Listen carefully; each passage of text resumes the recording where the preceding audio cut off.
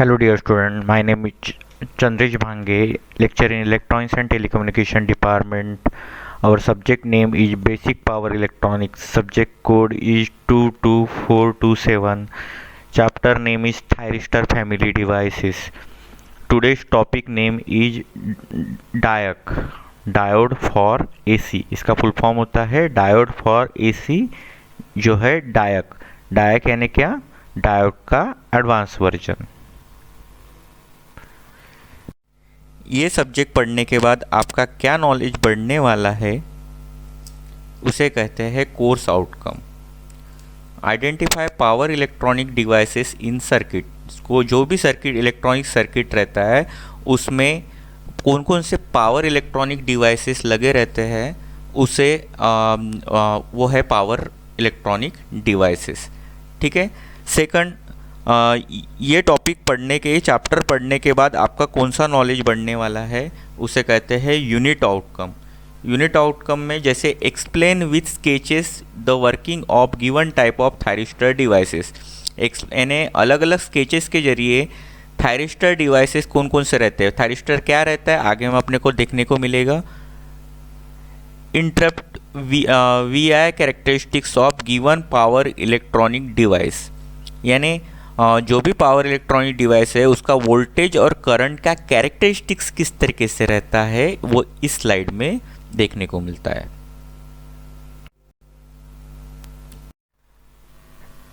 अभी देखते हैं दोस्तों सेशन आउटकम। सेशन आउटकम यानी क्या कि आज का टॉपिक पढ़ने के बाद आपका कौन सा नॉलेज बढ़ने वाला है वो अपन देखते हैं। Student will able to understand DIAC in reverse bias. जैसे डायोड था जो रिवर्स बायस में वर्क करता था, अभी ये डायक है वो जो रिवर्स बायस में वर्क करते हैं। डायक in forward bias. Forward bias जैसे डायोड फॉरवर्ड बायस में काम करता है वैसे ये डायोड जैसे फॉरवर्ड बायस में काम करता है वैसे ये डायक भी फॉरवर्ड बायस में काम करता है, वो अपन पढ़े।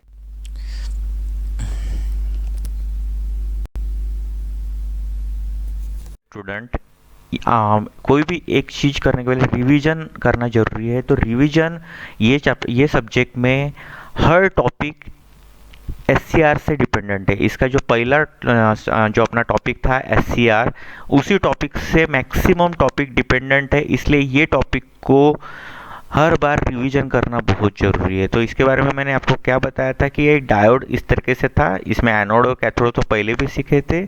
इसमें एक गेट टर्मिनल रहता था। गेट टर्मिनल क्या करता है दोस्तों कि ये जो डायोड है, ये डायोड का अभी नेक्स्ट नाम क्या है, इसमें गेट लग गया तो एससीआर। अगर गेट नहीं लगता तो ये डायोड रहता और गेट लग गया यानी इसका मतलब ये एससीआर हो गया। तो इसमें क्या बताया था कि 4 लेयर रहते। लेयर यानी क्या, ये पी एन ये 4 लेयर। उसके बाद 3 जंक्शन। जंक्शन यानी क्या, पी और एन के बीच में जो लाइन दिख रही है उसे कहते हैं जंक्शन। तो यहाँ कितने जंक्शन दिख रहे हैं, 1 2 3, 3 जंक्शन दिख रहे हैं। 3 टर्मिनल, एनोड कैथोड और गेट। ठीक है। तो ये एससीआर का काम। तो इसमें क्या देखे थे अपन ने, एनोड को पॉजिटिव दिया, कैथोड को निगेटिव दिया, तो ये ऑन फॉरवर्ड बायस नहीं होता। ये वर्ड मैं आपको बताया था फॉरवर्ड ब्लॉकिंग स्टेट होता है। ये वर्ड आपको एकदम दिमाग में फिट रखना है, फॉरवर्ड ब्लॉकिंग स्टेट।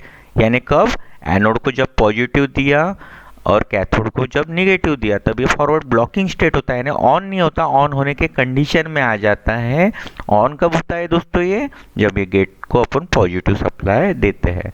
तो इसमें क्या होता है, एनोड को जैसे पॉजिटिव सप्लाई दिए जंक्शन J1 ब्रेक होता है।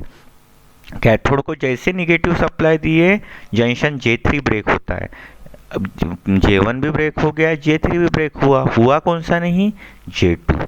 और ऑन होने के लिए कंडीशन है कि तीनों जंक्शन ब्रेक होना चाहिए। तो J2 ब्रेक नहीं हुआ है, तो J2 ब्रेक नहीं हुआ है तो उसके लिए इसको ब्रेक करने के लिए नया चीज़ आ गया, गेट। गेट को अगर अपन पॉजिटिव सप्लाई देते हैं उस टाइम पे ये J2 जंक्शन ब्रेक होता है और अपना डिवाइस ऑन होता है। तो ये एससीआर के बारे में रिवीजन थी शॉर्ट में। ठीक है। ये यूनिडायरेक्शनल रहता है, हमेशा करंट एनोड टू कैथोड तक जाता है। और गेट टर्मिनल से इसका जो ऑपरेशन है ऑन रखना है या ऑफ रखना, इसे अपन कंट्रोल कर सकते हैं।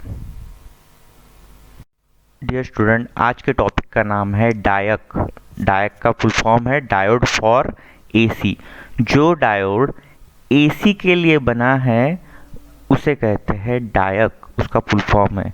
तो डायक में क्या क्या है अपने देखते हैं, एकदम आराम से देखना है। ये अपना एक डायोड था, एनोड, ये कैथोड। लेकिन अभी क्या है, दो डायोड पैरेलल में लगाए गए हैं और लेकिन पैरेलल में कैसा है दोस्तों, सीधा, और ये उल्टा है। ऐसे इसको बोला जाता है एंटी पैरेलल। ये वर्ड ध्यान रखना है आपको, एंटी पैरेलल।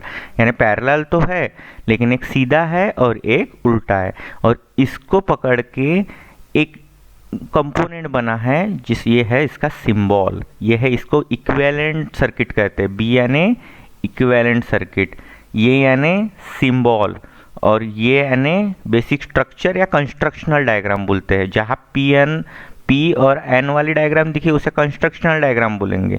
जो सबसे छोटी सी ऐसी दिखी तो वो सिंबल रहता है, और जो इस तरीके से रहता है उसे इक्विवेलेंट सर्किट कहते हैं। और एक वी आई कैरेक्टरिस्टिक्स रहते हैं जो नेक्स्ट स्लाइड में देखेंगे। तो the DIAC is the combination of two diode. दो डायोड का कॉम्बिनेशन होता है।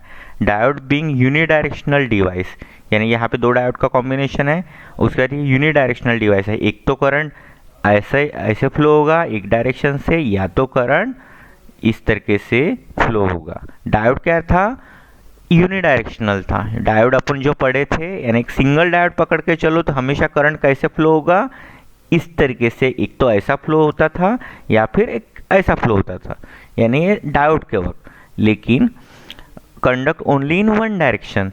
इफ बायडायरेक्शनल यानी क्या, एसी। इसे एसी बायडायरेक्शनल क्यों, क्योंकि एसी में क्या रहता है, पॉजिटिव भी रहता है दोस्तों और निगेटिव भी रहता है।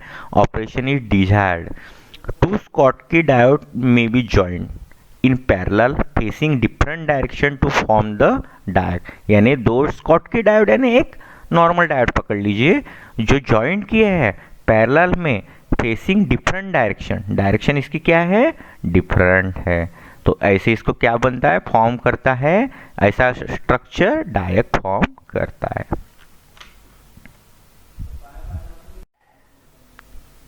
डियर स्टूडेंट, इसका कंस्ट्रक्शन देखते हैं। इसमें दो टर्मिनल होते हैं, मैंने आपको पहले ही बताया। पैरेलल में रहता है, इनवर्स कॉम्बिनेशन में रहता है, और आइदर डायरेक्शन से करंट फ्लो होता है। इसमें दो टर्मिनल रहते हैं, मेन टर्मिनल 1 और 2।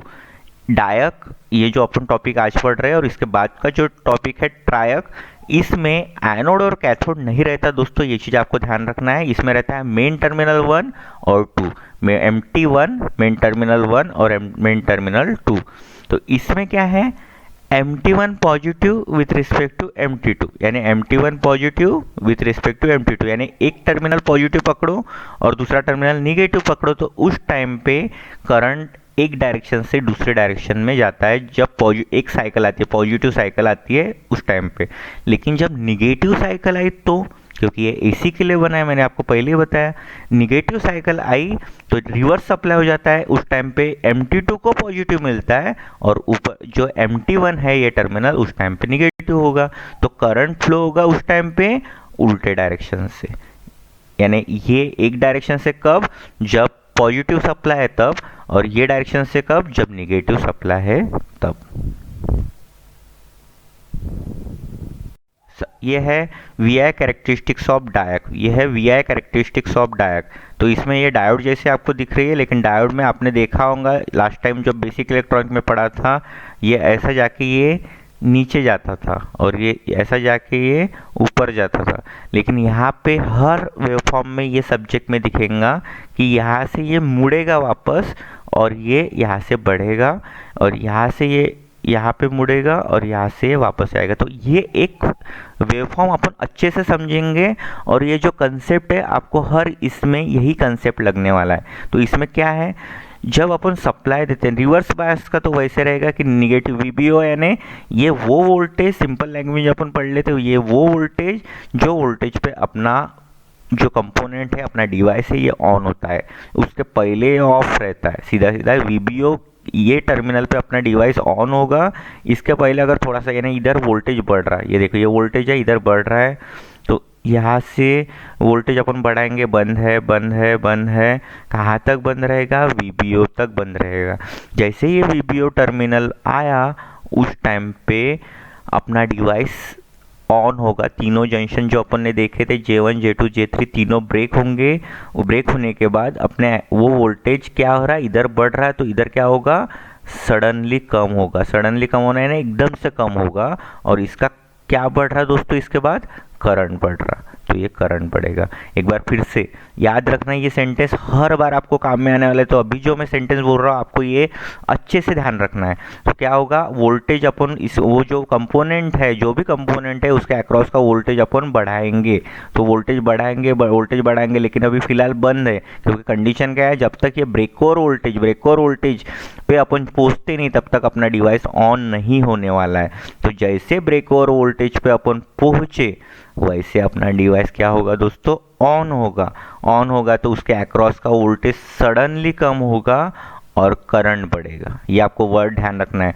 वोल्टेज अपन बढ़ाएंगे कोई भी कंपोनेंट के अक्रॉस का, VBO तक बढ़ाएंगे। VBO एक वो वोल्टेज होता है, ब्रेक और वोल्टेज वो वोल्टेज होता है जिस पे अपना डिवाइस ऑन होता है, उसके अक्रॉस का वोल्टेज सडनली कम होगा और करंट बढ़ेगा। ये वर्ड के तरफ ये सेंटेंस आपको दिमाग में फिट हो जाने को ना, कि ये जो मैंने आपको बताया कि वोल्टेज अपन बढ़ाएंगे, डिवाइस ऑन होगा, उसके अक्रॉस का वोल्टेज सडनली कम होगा और करंट बढ़ेगा। और रिवर्स बायस में भी सेम, VBO तक बढ़ेगा वोल्टेज और उसके अक्रॉस का वोल्टेज रिवर्स सडनली कम होगा, करंट बढ़ेगा।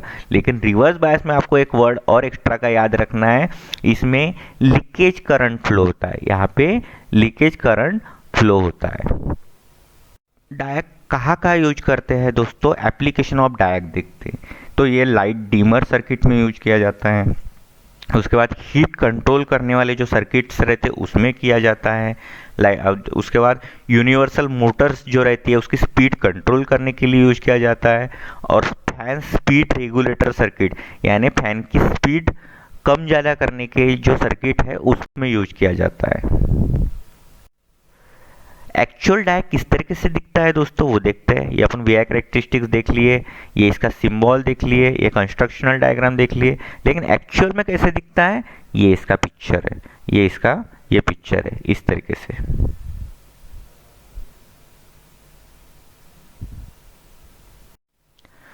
क्या क्या पढ़े अपन ने, डायक फॉरवर्ड बायस में किस तरीके से वर्क करता है, रिवर्स बायस में किस तरीके से वर्क करता है। तो अपन ने देखे थे कि फॉरवर्ड बायस में पॉजिटिव साइकिल के वक्त भी ऑन रहता है, एक डायरेक्शन से दूसरे डायरेक्शन में करंट फ्लो होता है, और रिवर्स डायरेक्शन में भी ऑन होता है क्योंकि ये दो डायोड के पैरेलल कॉम्बिनेशन से बना है। तो एक वक्त एक डायोड ऑन रहता है, दूसरे वक्त दूसरा डायोड ऑन होता है, और दूसरे वक्त जब दूसरा डायोड ऑन होगा दोस्तों उस टाइम पे करंट की डायरेक्शन भी उल्टी होती है, यानी दोनों डायरेक्शन में ये ऑन रहता है। इसलिए ये डायक AC के लिए बना हुआ है।